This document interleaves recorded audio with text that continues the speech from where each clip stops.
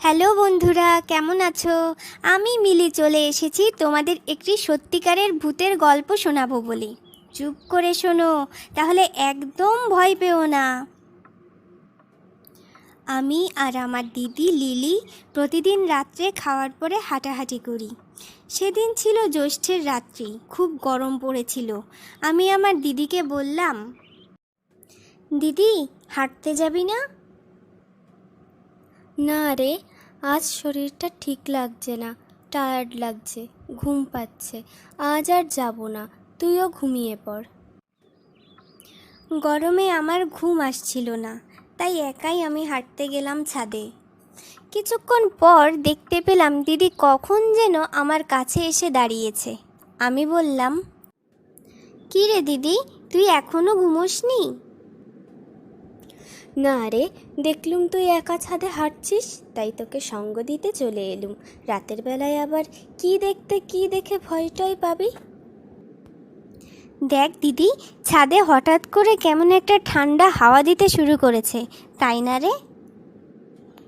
হ্যাঁ রে, কিন্তু মিলি, আমার না খুব খিদে পেয়েছে রে।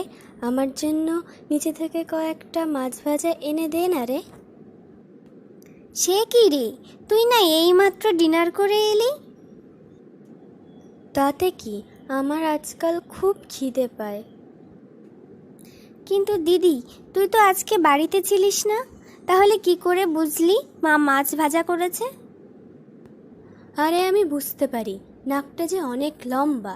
নে আর কথা বাড়াস না, মাছটা নিয়ে আয় তো।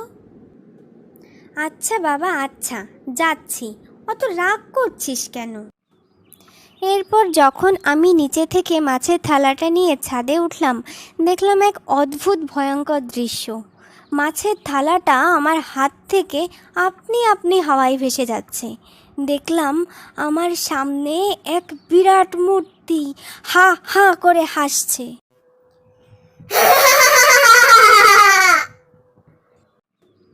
এরপর আমি আর কিছুই জানি না। যখন আমার জ্ঞান ফিরল, দেখলাম আমি খাটে শুয়ে, এবং জানতে পারলাম কাল রাতে দিদি ছাদে যায়নি। মা আমার কাছে জানতে চাইলো আমার কি হয়েছিল।